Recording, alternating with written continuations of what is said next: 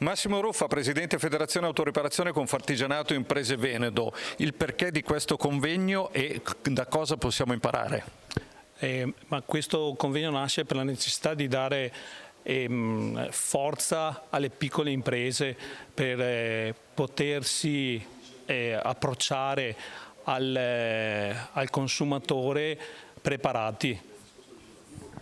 Conoscere ed informarsi è la base poi per poter progredire, lo scopo quindi è questo? Sì, assolutamente, bisogna restare informati, le cose cambiano velocemente e noi come categoria dobbiamo stare sul pezzo. Quale può essere il ruolo di Confartigianato in questo processo di sviluppo?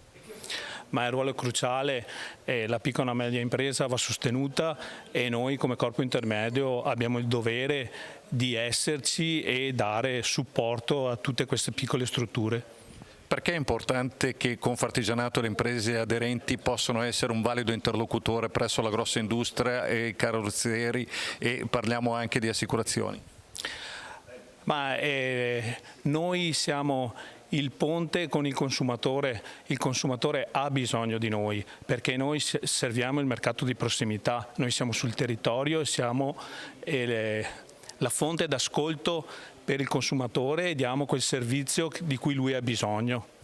Prima diceva nella grossa impresa il cliente è un numero, mentre invece da noi è una persona, quindi la persona al centro del lavoro.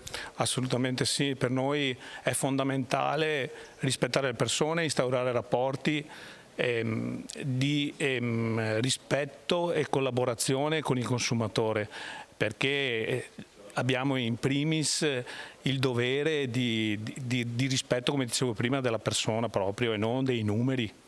E allora grazie a Massimo Ruffa, Presidente Federazione Autoriparazione Confartigianato Imprese Veneto.